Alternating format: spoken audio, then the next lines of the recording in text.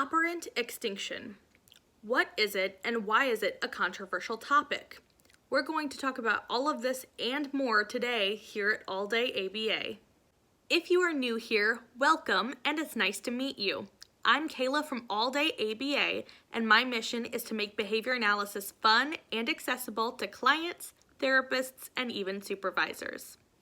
Feel free to say hello in the comments after you subscribe and turn on notifications so you can stay up to date on the latest videos. If you are a returning subscriber, welcome back and it's good to see you again. Today, we are going to talk about B-9 in the 5th edition task list, which covers the term Operant Extinction. If you haven't watched the other videos yet for the 5th edition task list, feel free to do so after this. In this video, I'm going to teach you the textbook definition of operant extinction, and I'm also going to cover some ethical concerns that go along with it. You can also follow along towards the end as I fill out the page in the Section B study booklet for the term operant extinction. Let's get started. First, we will start with the textbook definition of operant extinction. Operant extinction is the process of decreasing behaviors entirely by withholding reinforcement in the presence of those behaviors. An easier way to say this is that reinforcement for a behavior is no longer available. The good feeling is gone, or the reaction that used to follow a behavior is no longer happening. Let's say that you have a crush on a really cute person. You both exchange numbers and then you start texting regularly. You think things are going pretty well. You are hoping that you and this other person can eventually start dating. One day, seemingly out of the blue, this person stops texting you. You send them a few texts over the next weeks, but you kind of wonder where they went, and they're just not responding anymore. Eventually, you stop texting this person. Your behavior has been put on extinction. Pop culture would call this kind of situation ghosting. You can already sort of see why extinction might be an unpleasant experience. We will get into that more in a moment, but first, leave a comment down below with a ghost emoji if you have ever been ghosted. And one more thing before we get into ethics, I just want to remind everybody that if you ever find yourself in a situation where extinction is a last resort option and there is nothing else that can be tried, just remember that a functionally equivalent replacement behavior needs to be used. Make absolutely sure that you help that person find a replacement behavior that serves the same function and achieves the same goal as the behavior that is being put on extinction. A functionally equivalent behavior has to help the person achieve the same outcome, usually in a safer way. As I start talking about these ethical concerns, I want to make the disclaimer that I am not an expert and a lot of these points are my own personal opinions. If you ever have an ethical concern, please reach out to your supervisor, a trusted friend, or a trauma-informed expert that can help you navigate a difficult situation that you might be facing.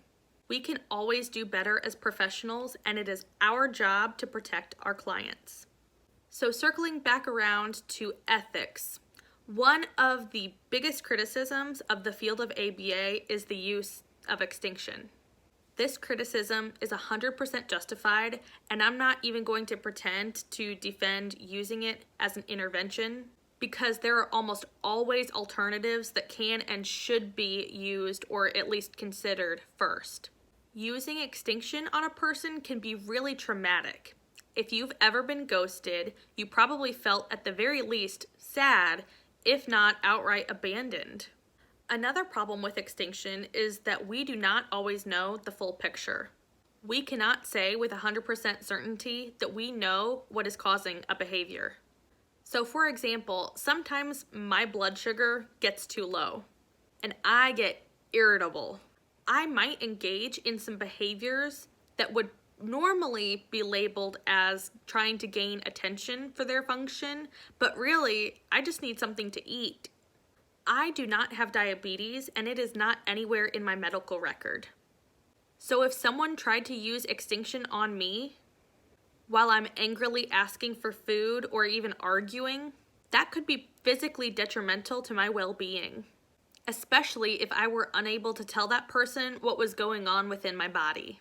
If you want to learn more about how to reform the field of ABA and spend some time thinking about the problems within our field, I will link some Facebook groups down below. Be sure to follow all the group rules if you decide to join, and keep an open mind. I've personally learned a lot from these reform groups, and I really think that you could as well. So now I wanted to let you all follow along as I fill out the Operant Extinction page in my AllDayABA study booklet. This way you can see how I use it and check it out for yourself as well. I will link it in the description box below. Okay, so to get started, if you wanted to, you could scan this QR code at the top and look up the website that I have linked as a supplemental material for Operant Extinction, but I'm gonna go ahead and just get started reading the definition. So operant extinction is a process of decreasing behaviors entirely by withholding reinforcement in the presence of those behaviors. So what I talked about a little bit earlier is that reinforcement is no longer available. So I'm going to come over here and write reinforcement not available anymore. And I can take my highlighter and put decrease behaviors entirely and withholding reinforcement. So it's not always that someone is withholding reinforcement intentionally. Sometimes that just might be a natural thing that happens within a particular environment. So here's an example over here, and I'm gonna let you all read that on your own, but I'm going to come over and write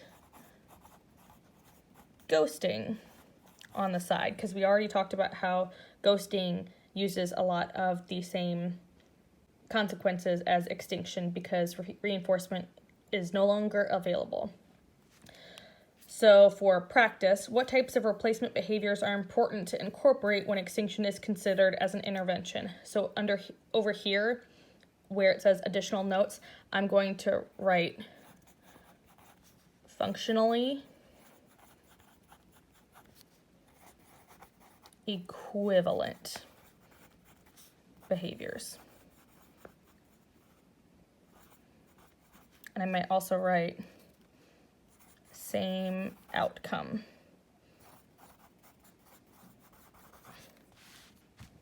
Okay, and then if there are any relevant resources that you want to write in, you can put them down here. I'm going to put AllDayABA.